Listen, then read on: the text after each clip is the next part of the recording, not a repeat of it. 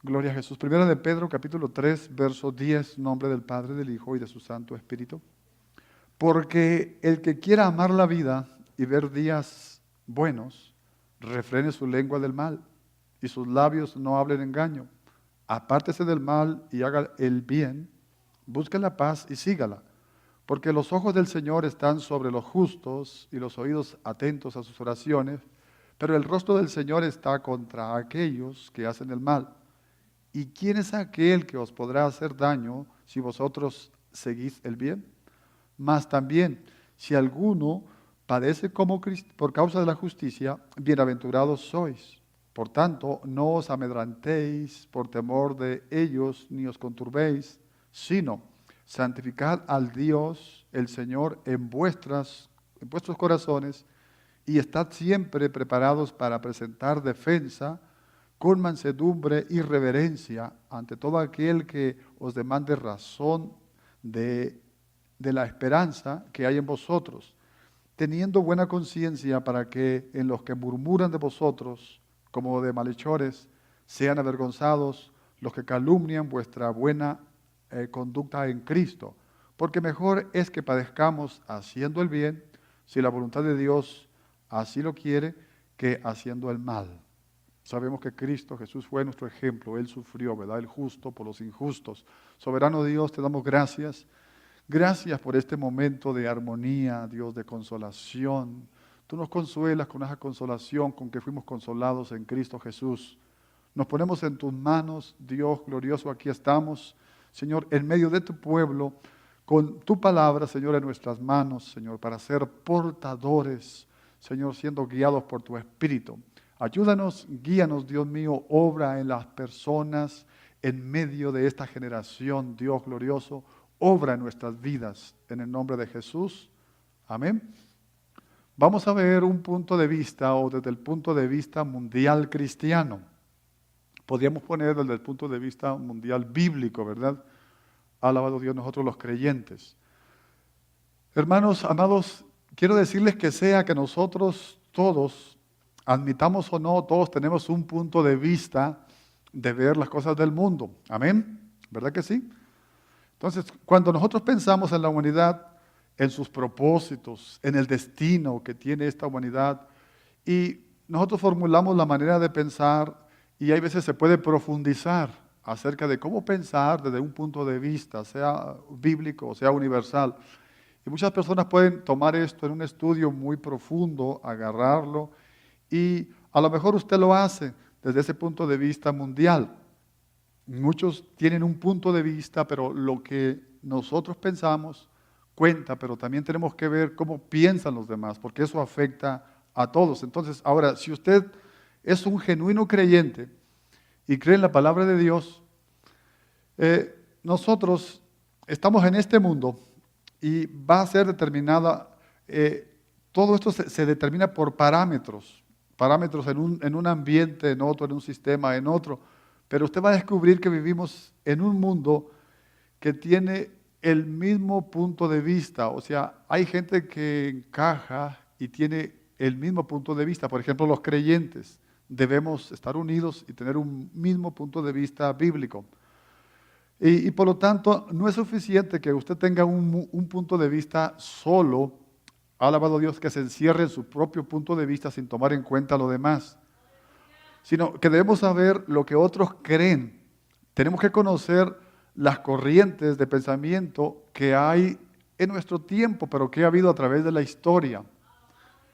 Está bien, venimos a una iglesia, pero no podemos encerrarnos dentro de cuatro paredes y nada más decir yo creo esto, yo esto, pero vamos a tener tacto y ver y conocer algo de la historia, tanto bíblica, pero la historia secular, y qué es lo que otra gente piensa y las inquietudes, porque hay preguntas, según Pedro, que la gente quiere saber de nosotros. Tenemos que estar listos nosotros para dar esas respuestas que ellos nos piden. Entonces, a través de la historia ha habido corrientes y debemos saber, para saber cómo reaccionar a lo que otra gente piensa.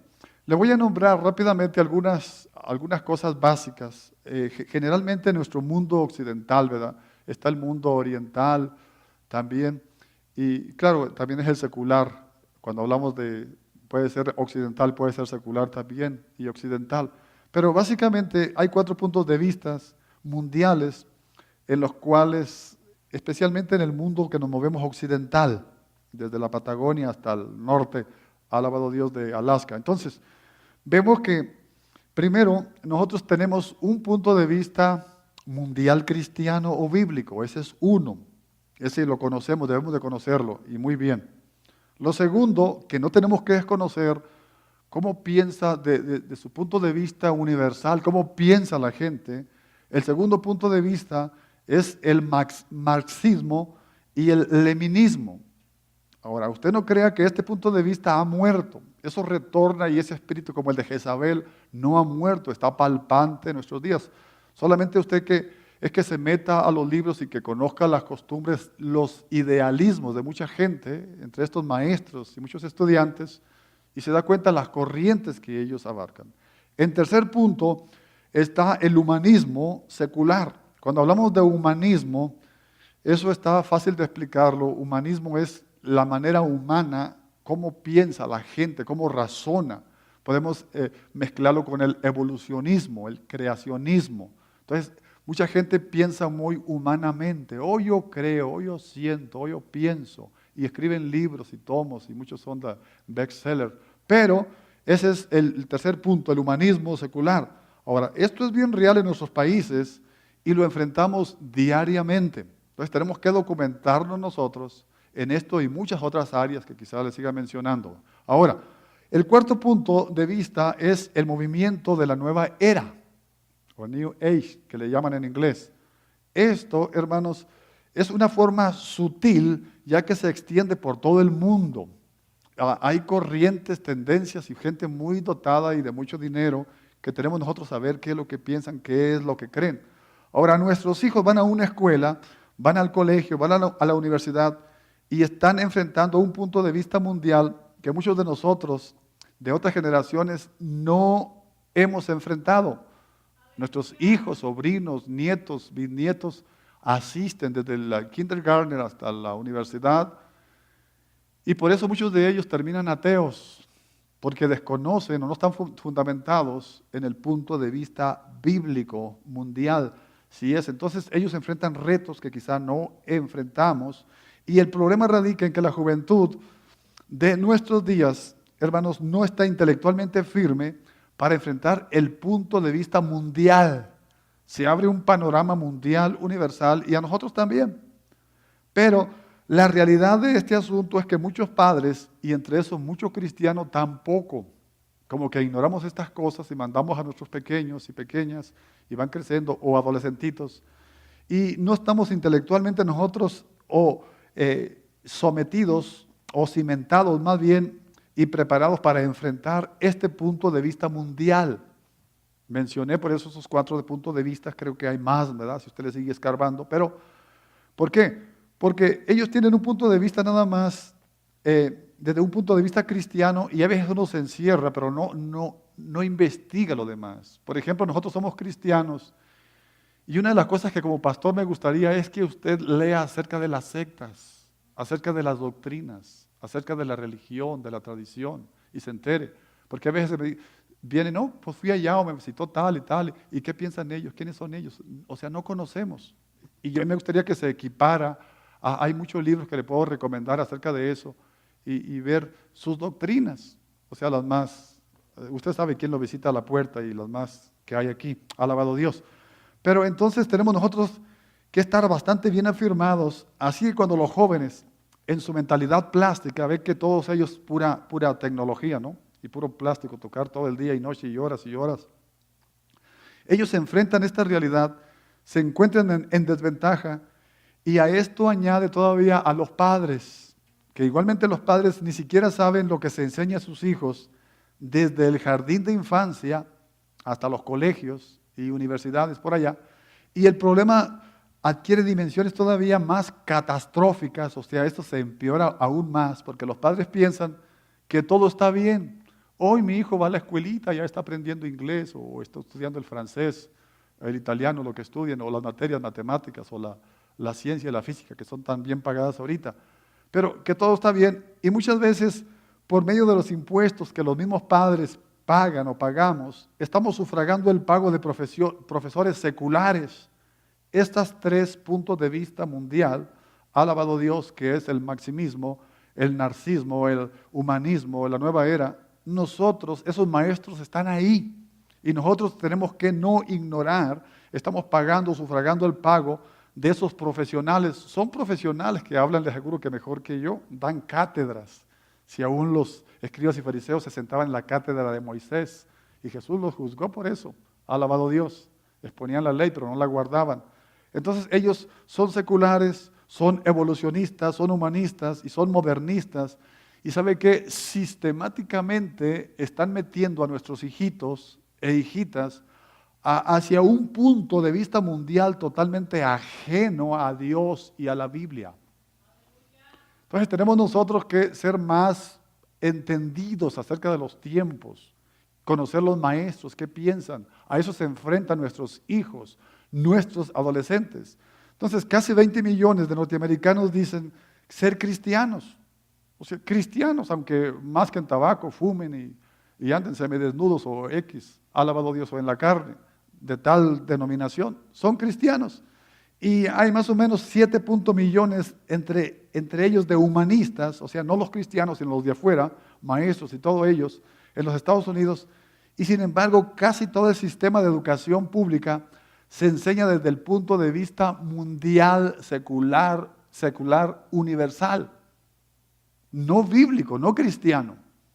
Tenemos nosotros que estar entendidos, como dije, y según dicen ellos, los humanistas, su punto de vista lo enseñan, debe de ser desde un punto de vista neutral en sus valores, cuando se trata de religión, y los valores que nosotros sostenemos, según ellos, deben de ser neutrales, dicen los humanistas y los profesores, entre ellos muchos ateos, que no asisten a una iglesia, que no aman a Dios, no guardan los mandamientos, no reciben a Jesús. ¿Se da cuenta cómo están siendo bombardeados nuestros hijos? Y por eso vemos las iglesias puro gente grande. Vemos el ministerio de los gedeones. Yo ando entre ellos también y veo casi puro anciano. La otra vez asistí también a un funeral, puro anciano. No hay jóvenes, no hay niños. Así que denle gracias a Dios que en esta iglesia hay muchos jovencitos, muchos niños. Hay mucho trabajo que hacer. Por eso tenemos que ser maestros y maestras del bien. Enseñar valores y no esperar solamente que traerlos a la escuela dominical y botar el niño ahí, el nene. Alabado Dios que nos lo enseñen, lo que nosotros no enseñamos en casa. Pero ¿sabe qué? No hay tal cosa en las cuales no hay tal cosa como ser neutrales. No podemos ni debemos nosotros ser neutrales. Por ejemplo, si queremos ser neutrales en la comida, ¿se imagina? Vamos a estar a favor o en contra de la comida, por lo tanto, no se come. A ver, seamos neutrales en eso. Entonces, eso es absurdo, ¿verdad? O queremos ser neutrales en la religión. O estamos a favor o estamos en contra, lo cual significa que tenemos que ser nosotros, lo cual significa que Satanás no quiere que abramos los oídos y entendamos esto, como esta clase de mensajes, y él no quiere que escuchemos esto, como decíamos el día jueves. Él no quiere que nuestra alma, que sepa que nuestra alma va a vivir para siempre y que nuestra alma tiene que estar redimida, convertida, entregada, rendida a Jesucristo. Satanás no quiere eso. Como cuando alguien se trata de aceptar a Jesús o que Dios ya lo trae, va a poner trampas y todo eso, como hemos dicho y escuchado, no va a querer. El Señor lo reprenda, ¿verdad? Entonces, el punto de vista que tengamos afecta a toda nuestra vida moderna y por venir. Y no crea, mire, que podemos tener nosotros nuestro cristianismo como un nicho guardadito o estar en una esfera, en una cúpula dentro, o que podemos reunirnos en nuestras propias cárceles de vitrales llamadas iglesias. Y es que hay veces nos podemos encerrar en el cristianismo y justificar, oh, I'm Christian, oh, yo también me bauticé, oh, yo también, oh, mi papá predicaba, oh, mi tío, mi abuela, alabado Dios. ¿Y tú qué? Descarriado, no asistas a una iglesia, no tienes temor de Dios, mira dónde andas, alabado Dios.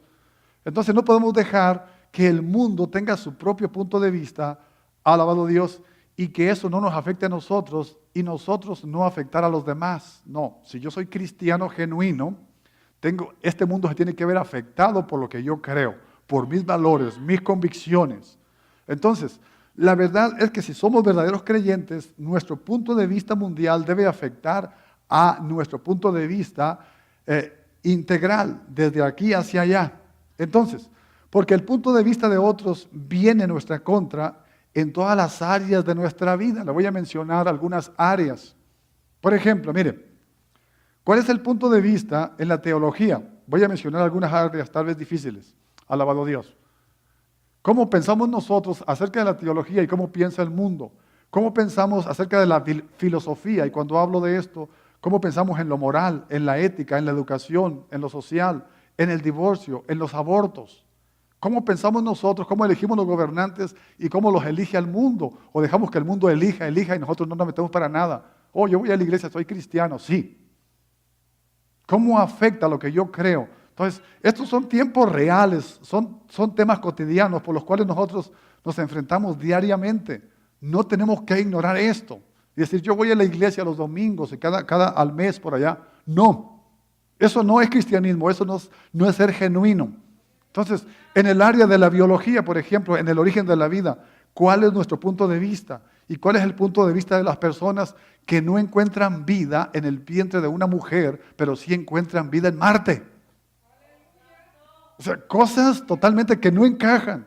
Indagando por allá, cuando tenemos el problema en el país, en el estado, en la provincia, en casa, en el vientre de la mujer.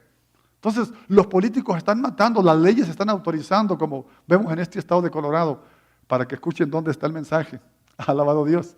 Las leyes y que ponen y anteponen una nueva ley hasta para que los nenes vendan galletitas afuera de un establecimiento de marihuana. Qué lindo, ¿no? Y los padres ingenuos, para que vendan más galletitas, van y permiten eso. Sale un abusador, sale alguien marihuano de ahí, alabado Dios, ¿se imagina? Y nosotros ciegos a eso. Ahora, en psicología, ¿cuál es el punto de vista sobre el alma? Acabamos de predicar acerca de un tema del alma, se lo recomiendo. Búsquelo conforme la fecha del jueves de febrero. Busque un jueves de febrero. ¿Qué es lo que enseñan las iglesias? La psicología de la nueva era, el humanismo y el modernismo psicológico. La manera en que vivimos. Digo esto porque en la religión, inclusive las iglesias, ¿qué enseñan? Muchos enseñan en la muerte eterna del alma, en el sueño del alma. La Biblia no enseña nada de eso. El alma que pecar, esa morirá. Pero bendice alma mía al Señor y bendiga todo mi ser su santo nombre. Salmo 103. Entonces, el alma está viva siempre. Ahora, la manera en que vivimos, o en la forma en que actuamos, en que vivimos, en que actuamos en la sociedad, ¿cómo se desarrolla eso en nuestra área? ¿Cómo nos vestimos en lo moral? ¿Cómo andamos? ¿Qué es lo que ve la sociedad? Ahora, en la ley, muchos también, inclusive cristianos, yo los escucho y digo, wow, se ve que no conocen la Biblia, que totalmente no la leen. ¿Cómo pensamos nosotros en la ley? ¿Cómo piensan de afuera? ¿De dónde viene la ley? La ley no es de Moisés, la ley viene de parte de Dios.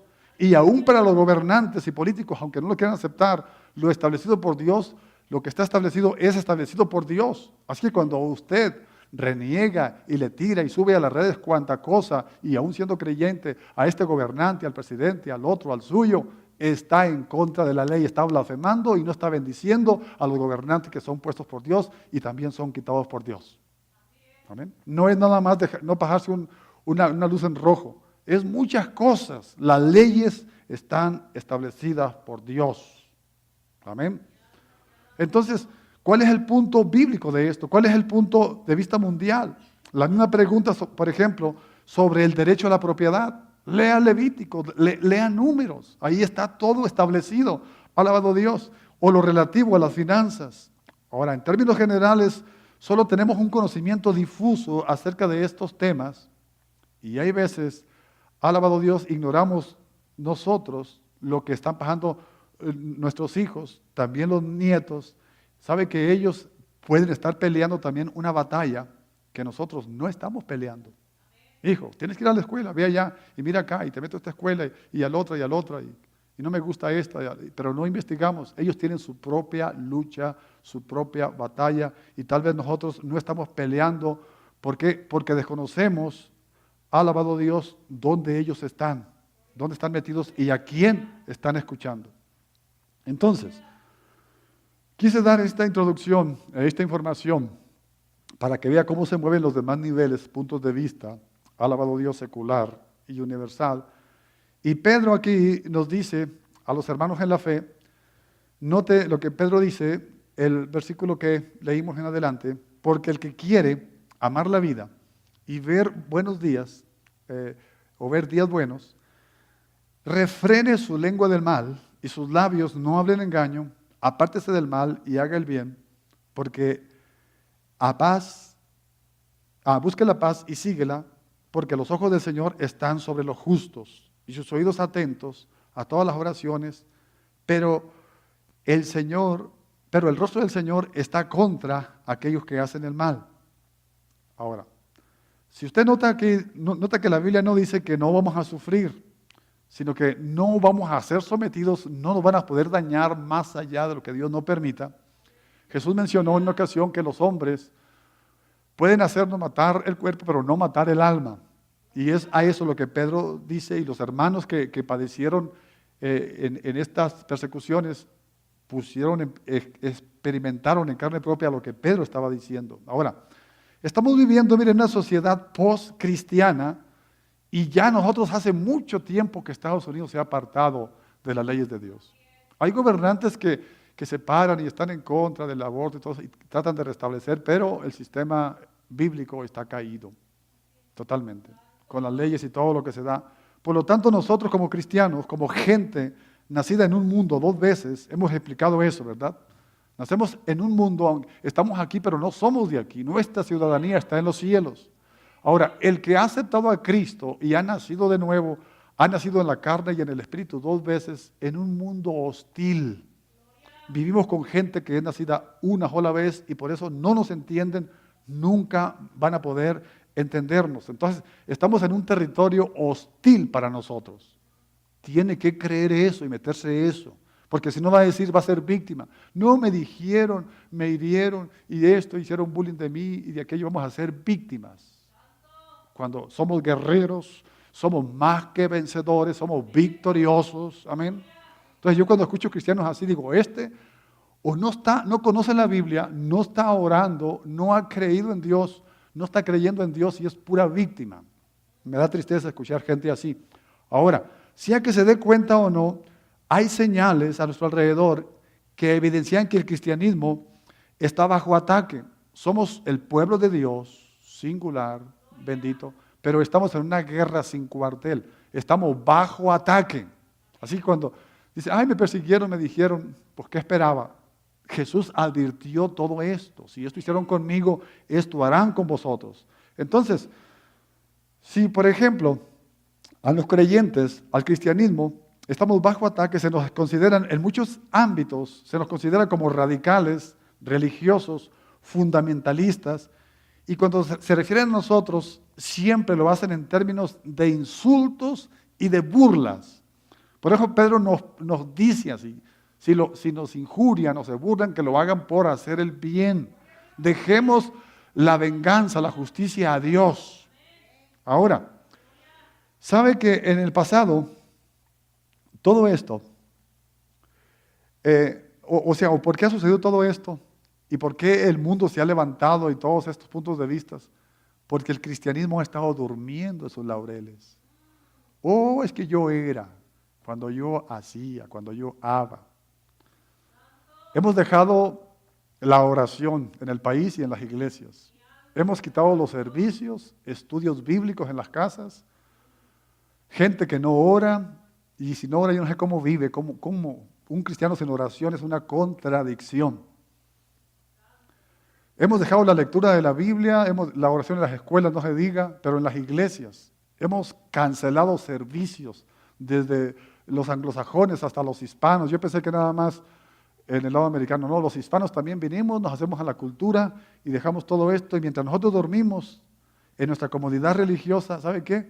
El enemigo no duerme y él trabaja y trabaja y nos dice, duerme dulce nene, nos pone el péndulo. Mire, la otra vez yo hasta el gatito hice dormir con un péndulo. Y le dije a mi esposa, no creo en eso, pero voy a hipnotizar el gato. Y le puse ahí el péndulo y el gatito, uy, se durmió, le digo, ya ves. Pero el diablo ha hecho eso con los cristianitos. Y se nos pegan a tal manera las cobijas y ay, la carne y la excusa y esto. Cualquier cosita, según estamos padeciendo y sufriendo mucho. Padre, ten misericordia, verdaderamente. ¿Sabe qué? Antes de seguir, quiero hablarles de dos peligros cuando estamos en territorio hostil. Aunque estemos en los Estados Unidos, que aparentemente haya libertad religiosa, se imagina, y ni así vinimos a la iglesia. Se imagina el juicio que hay sobre esta nación, porque el juicio va a empezar en casa. Yo por eso me abstengo mucho de juzgar a los demás, a ministros, ministerios, a gente. Solamente hablar la palabra y no subir cosas sucias a las redes ni nada de eso, solamente algo que edifique. El juicio va a empezar por la casa. Mía es la venganza, dice el Señor, yo pagaré. Yo solamente anuncio, abogo, oro por las personas, pero no juzgo. Sí, tal vez lo haga y me salga, alabado a Dios, pero por eso pido perdón a Dios todos los días. Entonces, dos peligros, porque estamos en territorio hostil. Primero, el retroceder y tener una actitud de, bueno, yo voy a vivir y voy a dejar que la gente viva. No me meto con nadie, pero que no se metan conmigo. Eso es el retroceder. Pero en verdad es que es imposible para nosotros retroceder porque no hay ningún lugar a donde ir ni donde ocultarnos si somos creyentes. Y no nos vamos a esconder en la iglesia. ¿Sabe que el doctor James Dobson, él tenía un programa antes de Enfoque a la Familia, dijo unas palabras que anoté muy interesantes? Él dijo, no se nos permitirá ejercitar nuestras creencias, ni aún en privado, ni aún en la iglesia. No podemos ocultarnos nuestros preceptos y ser clausurados, no. O sea, ni en nuestras iglesias o edificios propios vamos a poder considerarlos como lugares de refugio. Ahorita hay muchas ciudades de refugio, ¿no? Alabado Dios según. O defendemos valientemente nuestras convicciones o nos sometemos en silencio. Ahora, ¿en qué momento vamos a ser capaces de defender lo que creemos?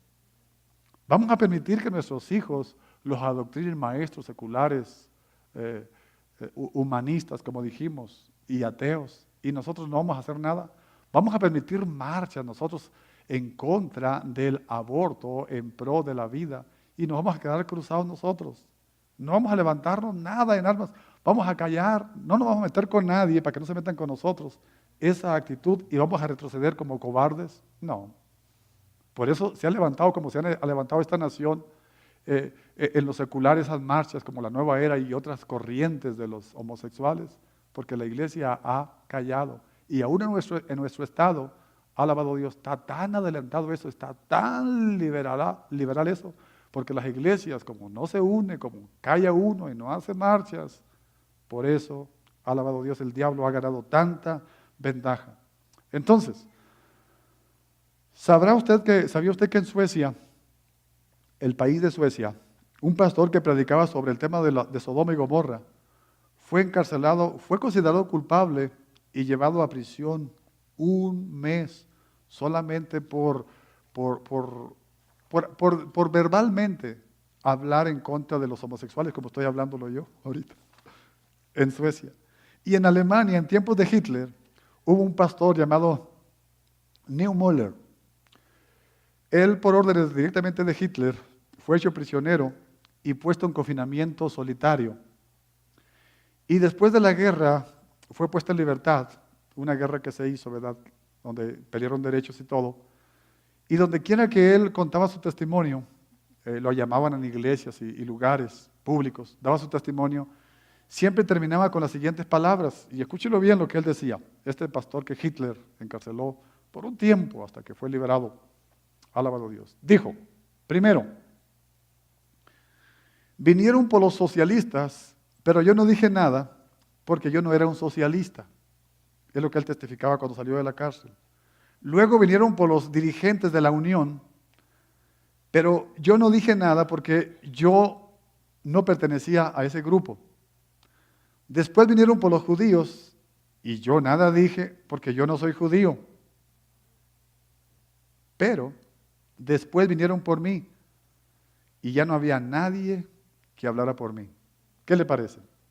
Ahorita escuchamos, ¿no?, de caravanas y la ciencia aumentará y la gente se moverá, y de guerras y de hambres, que no hay medicina, gente que muere, alabado Dios, catástrofes que suceden allá. Dice, no allá, pero no a mí. Aquí no ha temblado en Colorado. Se murió Julano, fue allá, pero bueno, si tengo chance voy, a la ligera.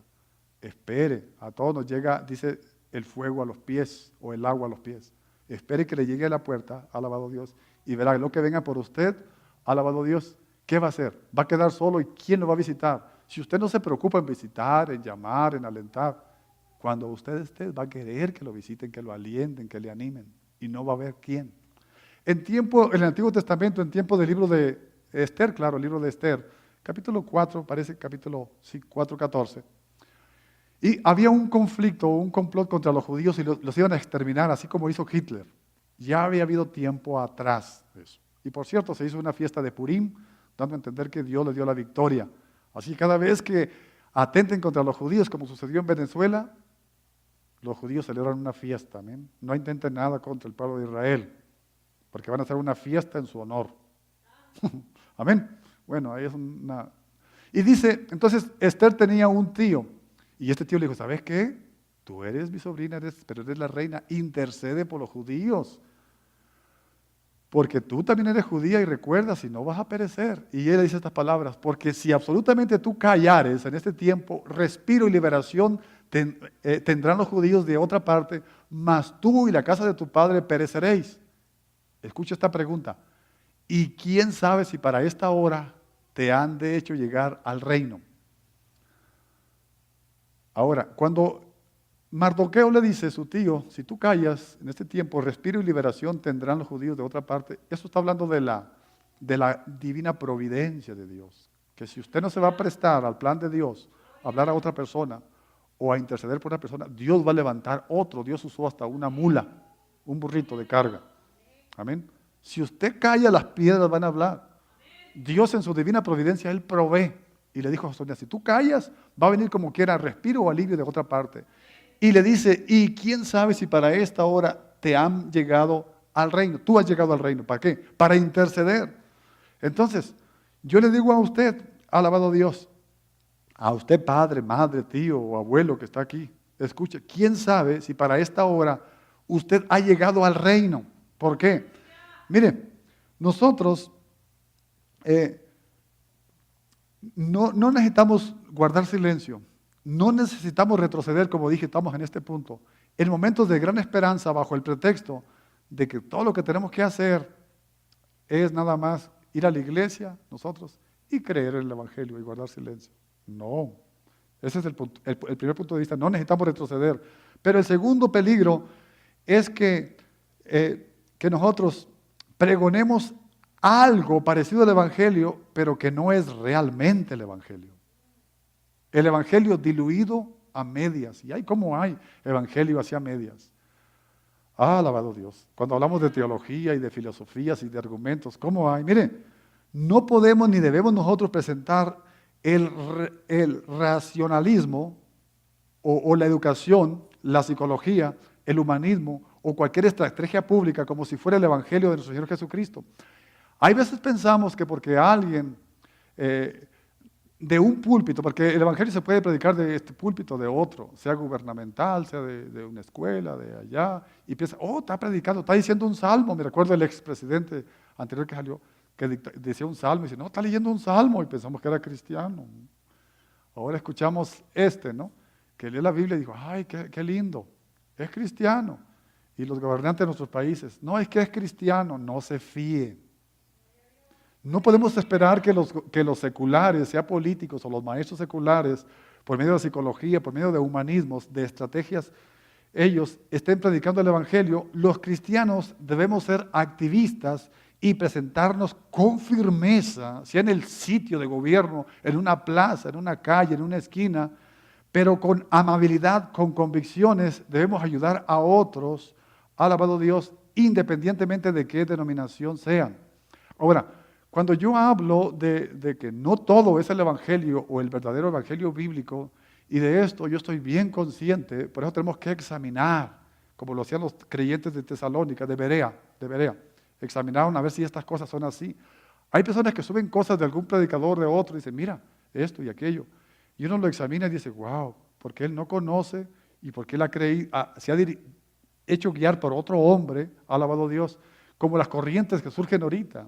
En la última época, en los últimos años, corrientes de la declaración y que yo digo, yo declaro y que hace esto y que los polvitos mágicos y que la doctrina de la nueva revelación y todas estas cosas. Y la gente por masas, por multitudes corre y me da tanta tristeza que hay veces yo digo, Señor, si yo voy y me meto a una iglesia de esas, se me hace que no aguantaría mucho tiempo escuchando a ese predicador, a ese pastor.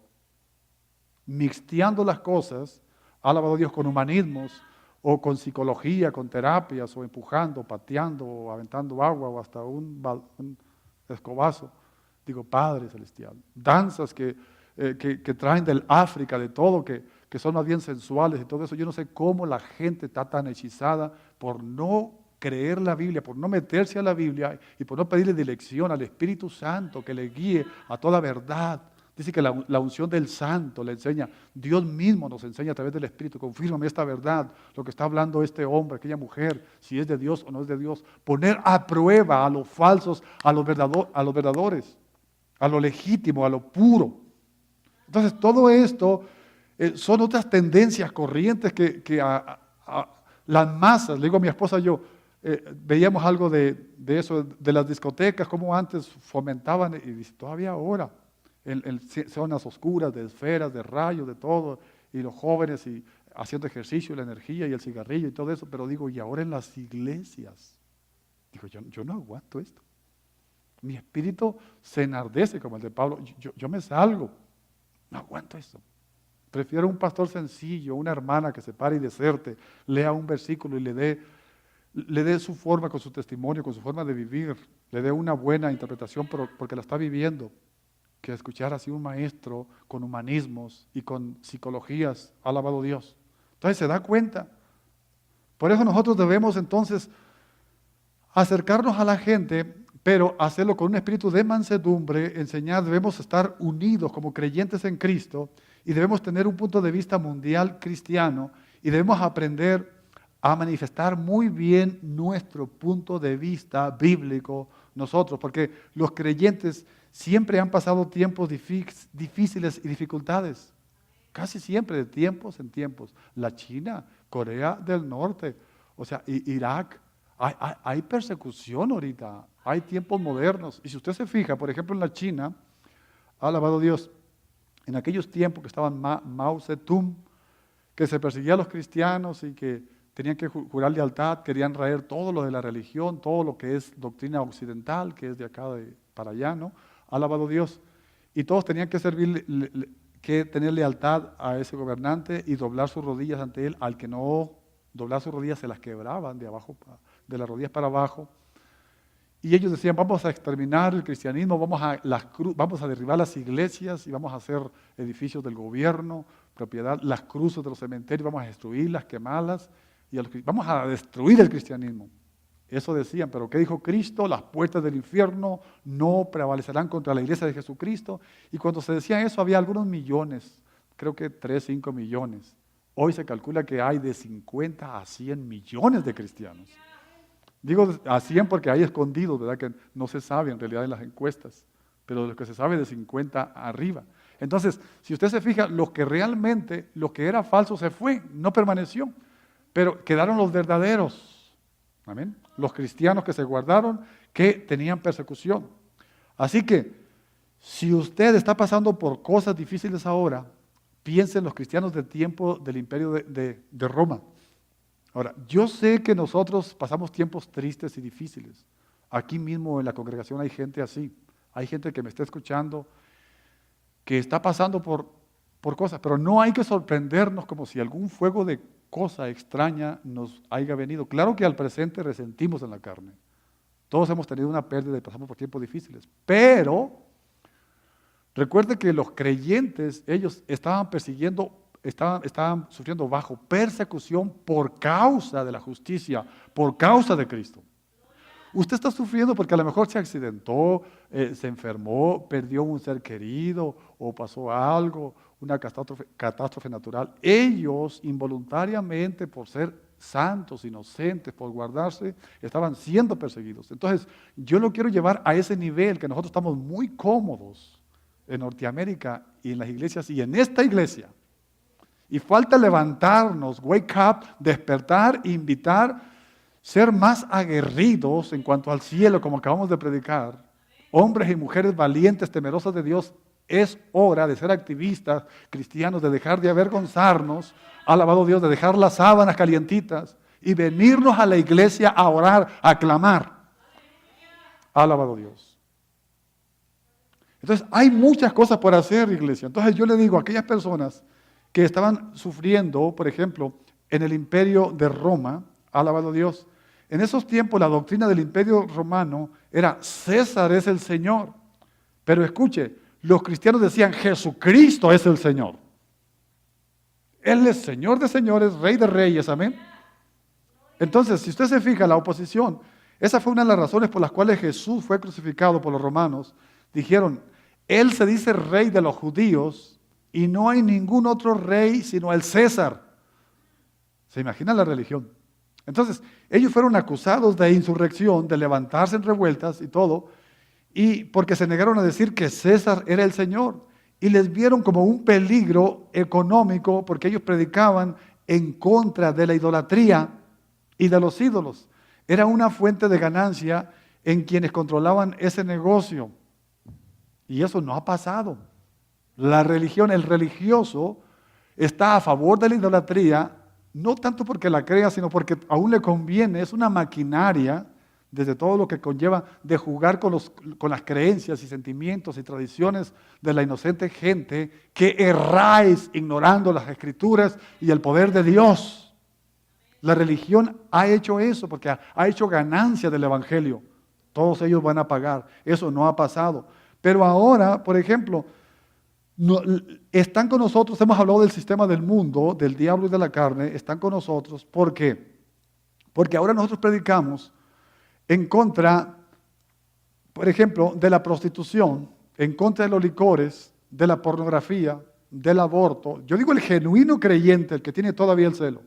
En contra de las drogas, la marihuana, los juegos de azar, negocios de lo que no solo los individuos, este hogar, esta persona, no, sino aún los grandes países, la ciudad de los países. Ve los conflictos ahorita que no ignoramos todo de Venezuela y luego pues los países centroamericanos y enredado está en acción también, tal vez haya intereses del petróleo y otras cosas. Claro, hay crisis también de la gente, pero hay intereses grandes detrás de todo eso.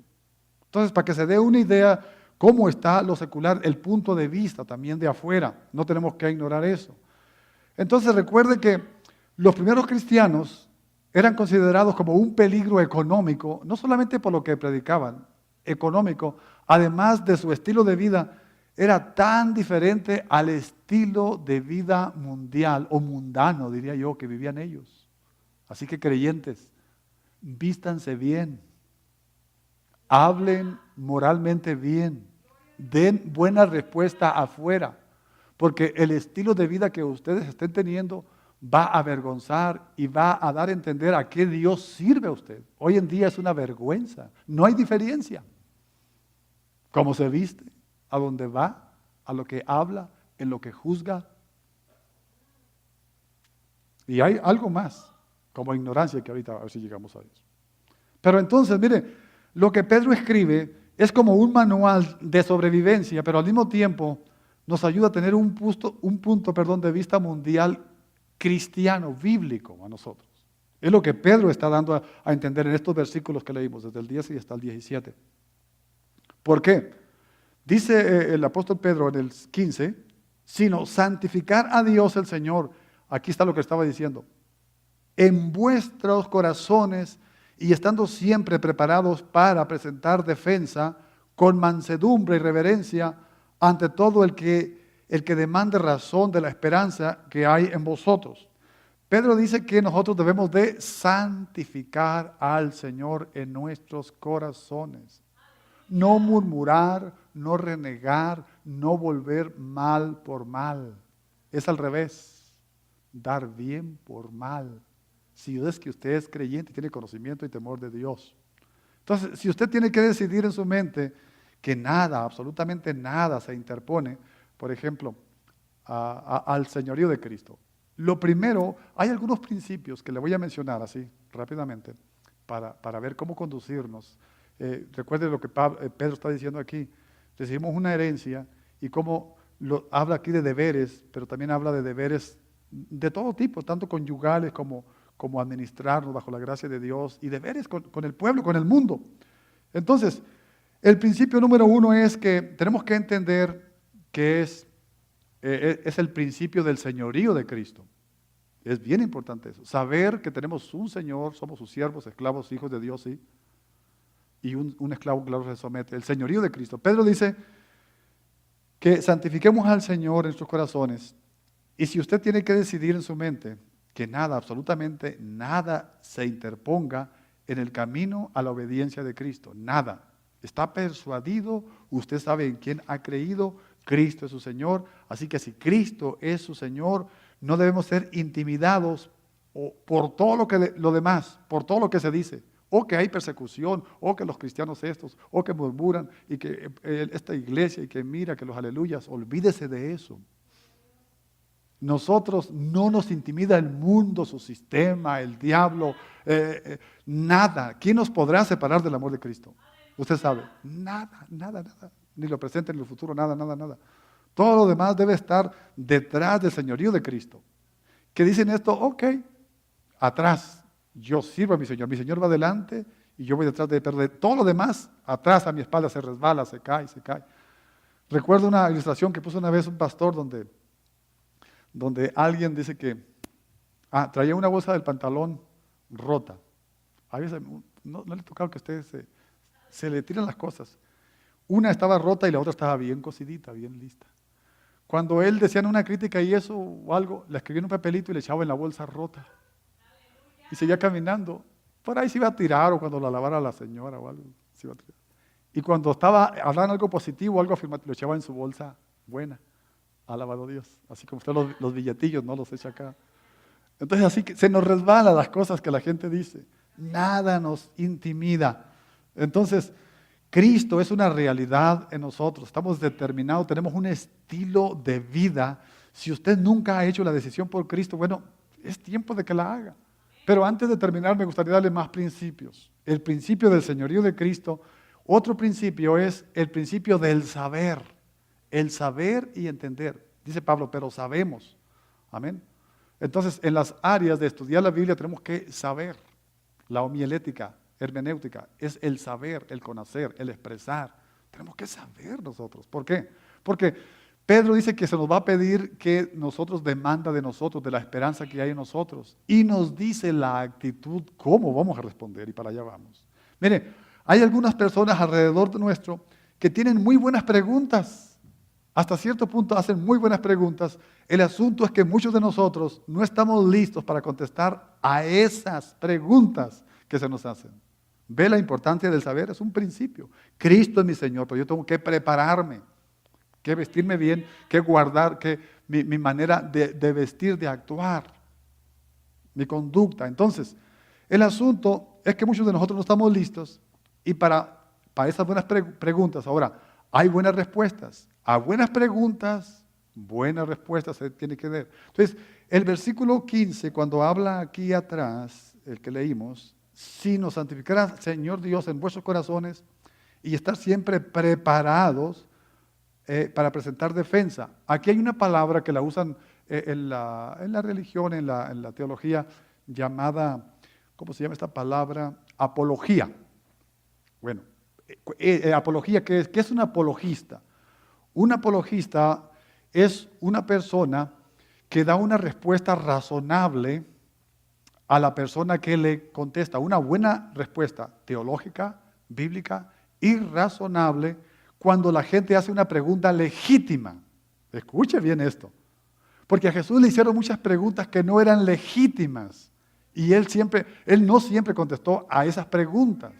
Maestro, bueno, di a mi hermano que parta la herencia conmigo. Es una pregunta ilegítima. ¿Qué le contestó el Señor? Hombre, ¿quién me ha puesto a vos, entre vosotros como juez o partidor? No le contestó.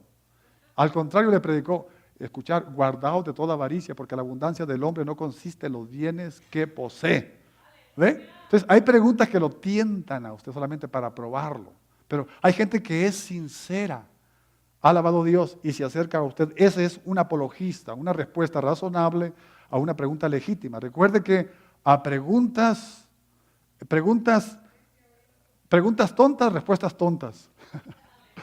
Pero preguntas legítimas, buenas preguntas. ¿Qué respondería usted si le preguntan acerca de su fe, acerca de su Señor, acerca de su vida, acerca de su cristianismo? ¿Cómo va a responder usted? ¿Cómo nos dice Pedro? Aquí en el mismo versículo 15, dice presentar defensa, ¿cómo? Con mansedumbre y reverencia ante todo el que os demande razón de la esperanza que hay en vosotros. Aquí me encuentro otro principio, el principio de la mansedumbre, el señorío de Cristo, el principio del saber y el principio de la mansedumbre. Mire, la única cosa que parece igualar a nuestra ignorancia es nuestra arrogancia. Eso es el colmo, ¿no? Padre, ¿por qué? Mire, pero lo triste verdad es que en muchos de nuestros días, en muchas iglesias modernas, están tanto saturadas de ignorancia como de arrogancia. Hay gente que ignora tanto y es tan arrogante que cree que sabe tanto y por lo que ignora, tiene ignorancia y arrogancia. Mucha gente espiritualista se cree tan espiritual que piensa que está a otro nivel de los demás y tú eres mi hijo y tú sígueme, yo soy tu maestro y vamos acá. Y no, traigo mi alumno, mi maestro, y yo soy tu padre. Ay, déjele eso a la religión, hombre. Y vosotros no llamáis padre a nadie. Eso habla en el sentido espiritual. No, es mi hijo espiritual, es mi padre, aunque él ni lo ganó para Cristo. O sea, hay gente que, y es una arrogancia. Llegó el señor apóstol, el señor reverendo, el señor acá. ¿Cómo llaman a mí? Llámeme Juan, hombre. Y Juan Fragoso. No me diga mi segundo nombre, porque no se lo sabe. Alabado Dios. Entonces, la Biblia dice que como creyentes debemos tener un estilo de vida de mansedumbre. Y recuerde que, mire, que mansedumbre no significa debilidad. Cuando somos débiles somos fuertes, pero no es debilidad. ¿Por qué? Porque Jesús mismo dijo que Él era manso y humilde de corazón. Aprender de mí, Mateo 11, 28 y 29, que soy manso y humilde de corazón y hallaréis descanso para vuestras almas. Pero ¿sabe qué? ¿Jesús fue débil o no? No. Jesús fue un superhombre. El Hijo del Dios Altísimo. ¿Qué tienes con nosotros, Jesús, que has venido a atormentarnos antes de tiempo? Se enfrentaba a los demonios y a los endemoniados. Más bien eran los demonios que endemoniaban, ¿no? A los endemoniados. Bueno, al mero se enfrentó. Mateo capítulo 4 fue al desierto, ¿verdad? Y se enfrentó al mero, al papá de los demonios. Alabado a Dios. Y no tuvo miedo. Él ayunó 40 días y estaba tan débil en la carne, sí, pero tan fortalecido en el espíritu.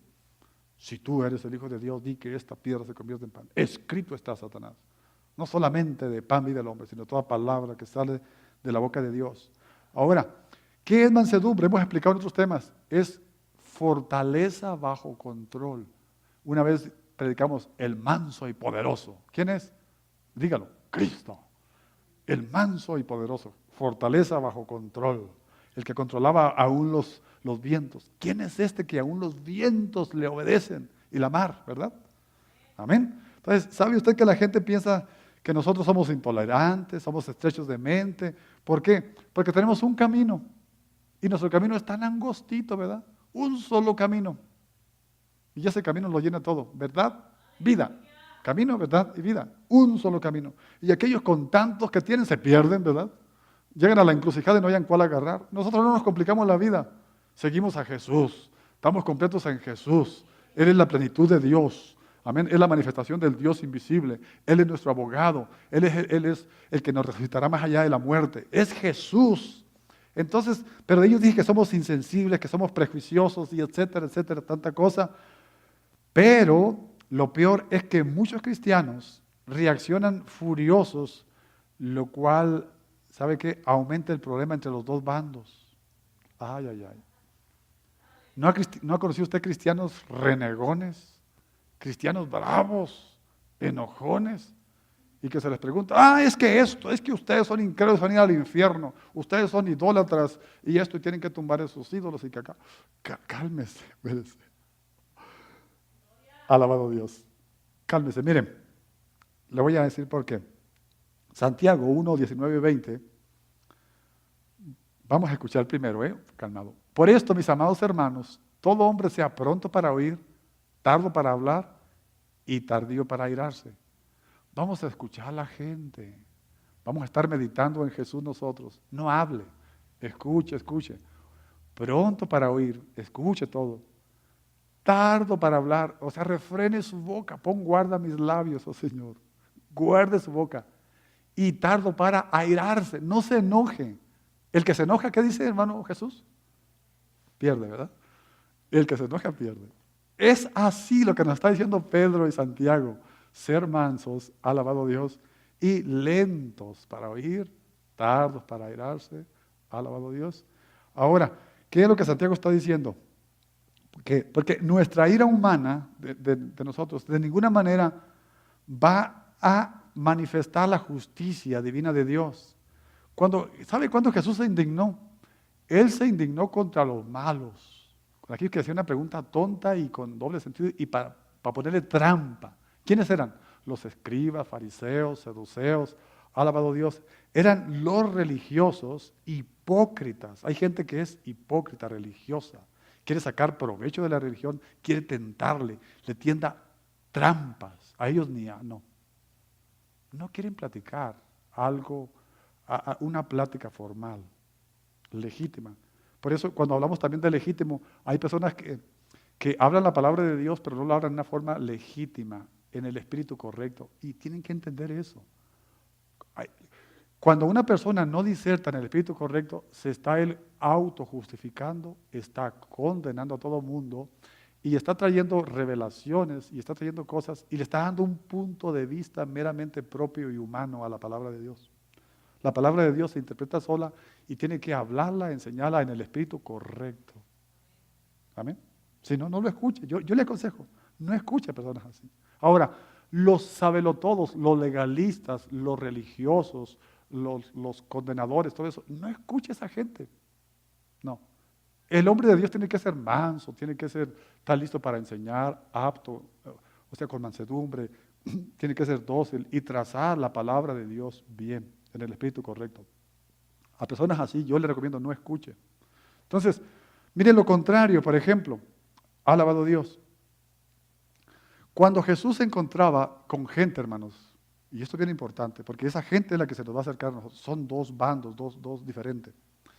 Ya le dije la primera, los hipócritas, religiosos, legalistas, condenadores. Pero hay gente, hermanos, que está golpeado por la vida.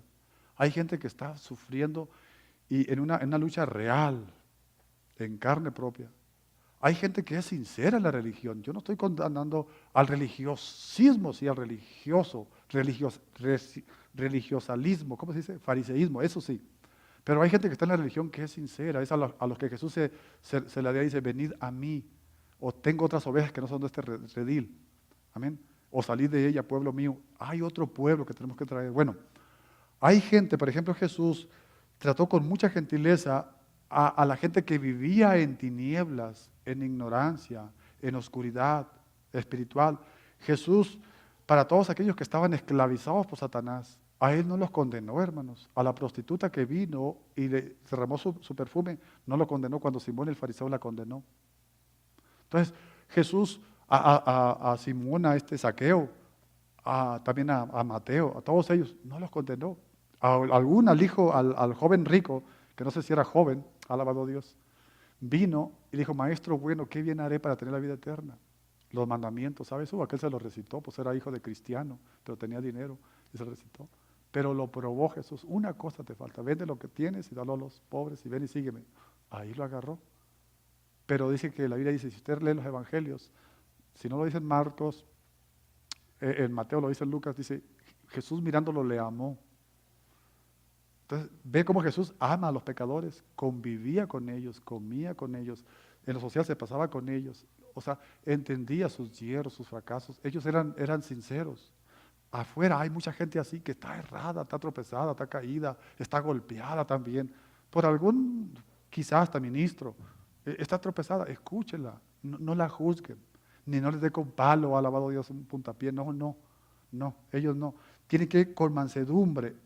Jesús los amó a todos aquellos esclavizados por Satanás. Pero el problema con nosotros es que si estamos nosotros, hay veces que pensamos que si estamos bien organizados, eso será suficiente delante de Dios. Y no queremos reconocer que somos pecadores, porque esta es nuestra naturaleza. Nosotros por naturaleza somos faltosos, somos pecadores, alabado Dios, y a nadie vamos a ganar para la causa de Cristo con argumentos. Esto es bien importante. Hay personas que se pelean al tú por tú, y a ver quién sabe más, quién gana más, quién saca más argumentos, filosofías y teorías, y el que más dijo, ese ganó. No sabe que perdió la oportunidad de alcanzar a esta alma para Cristo, y se le fue. Por argumentos nadie se va a convertir.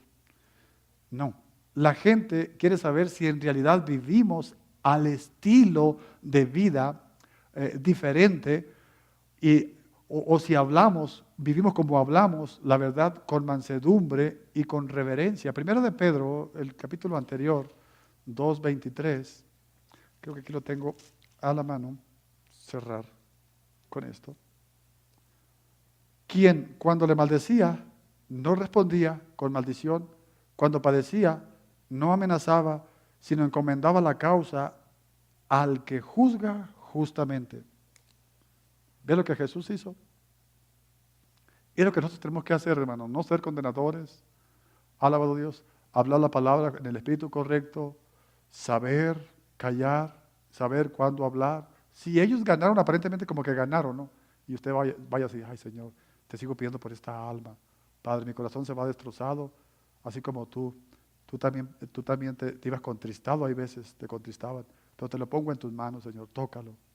Y va a ver que al final alguien le va a hablar o va a ser uno de los mejores creyentes que no creían en usted, que lo atacaron, pero después que eran sus mejores amigos. Porque hay personas que parecen que son los amigos, pero a la larga son archienemigos, ¿no?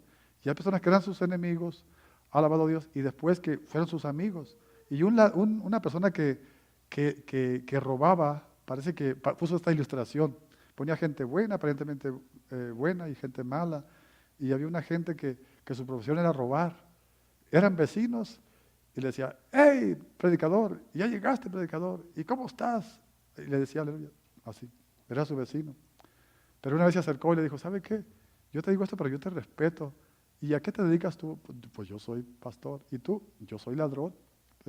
Pero ¿sabes qué? A ti no te robo. Yo te cuido, es más. Cuida tus bienes. Era su vecino. Entonces, hay personas así en el mundo que tienen un corazón que, ay, solo le falta un empujoncito. Alabado Dios. Padre glorioso, te damos gracias por tu palabra.